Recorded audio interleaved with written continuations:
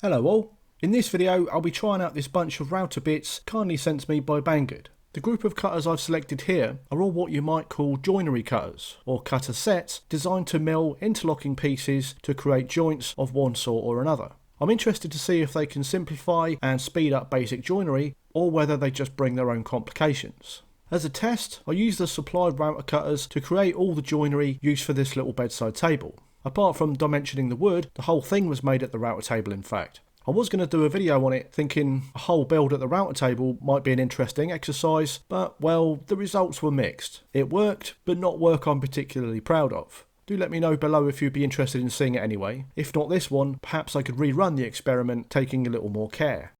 A quick run through the router cutters then. This one here is the only single cutter and cuts a lock joint. In my MFT workbench build video, I tried out a lock mitre cutter with limited success. This one locks a sort of 90-degree butt joint rather than a mitre. I think it has potential for clean looking but solidly constructed drawers.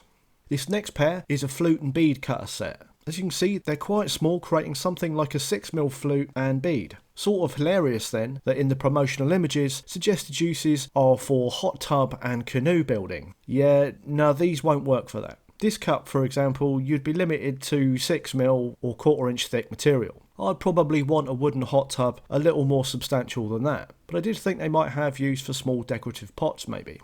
This pair, served in protective wax, are known as edgebanding V-groove cutters. Edgeband as in you'd cut a V-groove in a plywood top, then use the sort of double chamfer bit to cut the opposite profile in hardwood edge trim. Personally, I'm not that sold on them for this, but did think of another application I'd like them for if successful.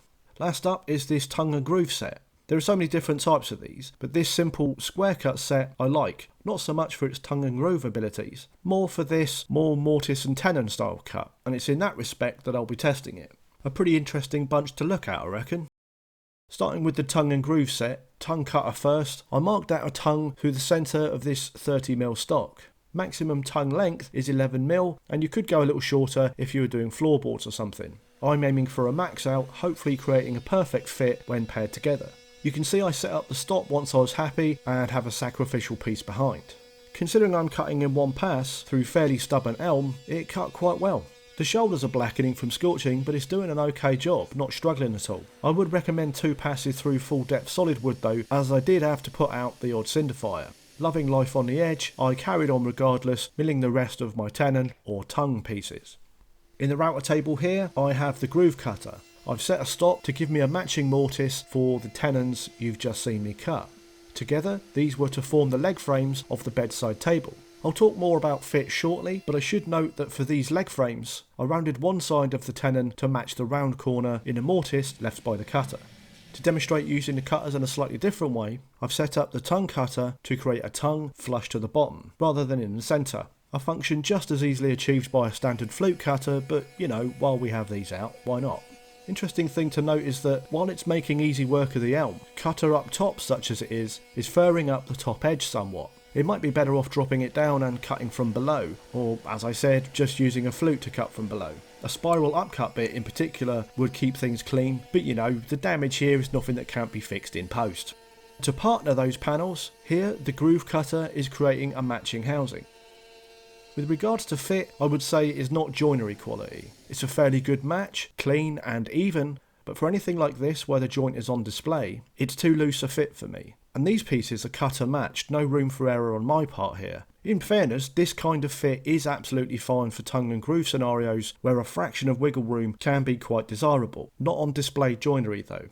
Much the same story with the panels too, although some of the looseness of fit here is down to me. You could maybe just make out a shadow gap each end inside where they meet. It only fits reasonably well in the centre, and that's because, like a fool, I neglected to flatten the panels or even sand them after gluing them together. I am, hands up, guilty of rushing this against the backdrop of, dare I say, more important work.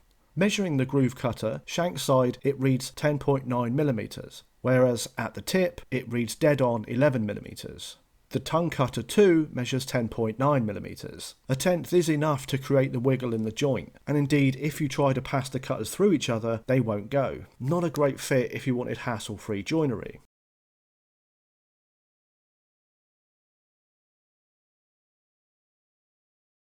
So let's move on to a bit I was perhaps most excited to try, the lock joint bit. While I can say on initial impression I was impressed with its cutting ability, making very light work of cutting cross grain in the Iroko, I admit to not finding this an easy bit to set. You not only have to remember orientations, whether horizontal or vertical, but also depth and inset. Inset would be the thickness of this vertically milled piece. Using various gauges and packers to try and set things appropriately for the mating piece, I felt pretty sure the setup was bang on. As I'm machining though, you can see I'm left with a wisp of material below the cutter. With all the bits I'm demonstrating, but I'd say doubly so with this one, you really need to check your settings with test pieces. I didn't and ploughed straight on trying to get things done, confident that my careful measuring would suffice. The upshot was I ended up with a fit like this. The tongues of each piece, if you like, slightly too fat to fully seat. Now it was an easy enough fix. The Iroko I sent through the thicknesser to skim 0.5 mm off the inside, and at the table saw took a 0.5 mm off each end of the elm pieces. I ended up with a near perfect fit, as you can see. I think it creates a nice looking joint in contrasting woods like this. After some head scratching, I think I found the setup method that works. Do the horizontal machining first. In this case, the bottom of the cutter just kissing the sled sacrificial strip. Then use that piece to reset the cutter so you can get a perfect interlock. Then machine your interlocking pieces. I'm doing it on a strip here, but perhaps more typically it would be vertically set against the fence. You'll see there this piece has already gone through. This was an attempt at the same setup but in reverse. Didn't work. So it's sled first, then set for benchtop routing in this way. This should give you a nice fit, but I would still recommend a trial for perfect depth. You can see there I've gone a bit deep. All told, tricky as it is, I'm really pleased with this bit. I look forward to honing my setup and using it for more draws. Once you dial it in, it could make for rapid draw construction and with a joint that is fairly attractive and plenty strong. Here's the so-called edgeband cutters being set up. I say so-called as I've done myself and seen an awful lot of other people do edgebanding and lipping with hardwood in my time, and never once seen anyone else use it or found myself thinking this is the joint solution I need. I will give it a go at some point and maybe become a convert, but here I'm preparing for something I'd actually like to use it for, end joining boards. I've set my half gauge to help, and with that you can mark the board or take it straight to the machine and match it point to point with the V-groove cutter. Cuts well enough, creating a clean inside where it matters. It does however throw up a lot of fur on the top and bottom edges. Seems unavoidable through a full thickness of a board, either with this or doing the same cut with a more traditional triangle type V-groove cutter. Here the partner bit was set up the same way, this time using the half gauge to centre inside of the V-cutter. Again, no real complaints with how it cuts, quality seemed good taking it slow and steady. So this is my use case, extending these small planks a little to give me the overall length I need.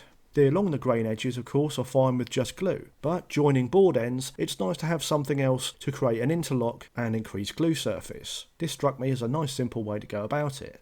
Unfortunately I'm not massively sold on the pieces I cut for the bedside table panels, so I cut another male and female piece in a couple of scraps of poplar, this time using the plywood extension or sacrificial piece on my sled supporting the work from below. I'm not entirely sure what might be the issue, but it just seemed I couldn't get anything close to an invisible fit. These extra pieces are a good fit, no doubt, but again with my furniture maker's eye, there just always seems to be something. Might look perfect one side, yet slight shadow the other. Or the V-sections have a slight shadow on one machined edge or another. I just can't figure out why. The work was held fast, there didn't seem to be any chatter issues, and the cutters themselves seemed perfect when matched to each other. I didn't get one perfect fit in 6 attempts. I think these type of cutters are perhaps more generally useful as chamfer bits, the male cutter particularly as a double chamfer bit, providing a chamfer top and bottom in one pass. For joinery? Nah, not for me I don't think. Finally then, let's look at the flute and bead cutter set. I've got the bead cutter installed here, bead being the male part. Not an obvious one to set up, save for measuring the cutter depth and centre depth of your workpiece and working it out from there. All the other work I had going on clearly proving a distraction once again, as I knowingly set the cutter to overcut to ensure I would get the full bead. This meant of course that past the cutter the work isn't touching the fence, and I made no allowance for it, meaning I couldn't finish the cut. I did a 3mm packer to finish the cut, which I should have done from the off. For the second side I added 2, making it much more stable on the outfeed, finally giving me nice consistent beads. For the Flute cutter in the set, I used the measurements of both workpiece centre and cutter to set the height, but found I had to make a few tweaks by offering up and matching the two. And I have to admit, I was really impressed by the fit together. The interlock is spot on, bead sitting perfectly in the flute, and barely a hairline on the joint. I didn't put them together over their whole length for you here, as these little rips are twisted a little after tension being released from being cut, and would need clamping together to pull in the middle. Still, from what I've seen here, not a bad little bit set for small tongue and groove applications. To save me cutting back then rerouting the fluted female side, I gave it a couple of passes over the planer to remove a millimetre or so, creating a shallower flute. This will allow the bead to pivot in the flute and maybe allow us to make that hot tub for the doll's house.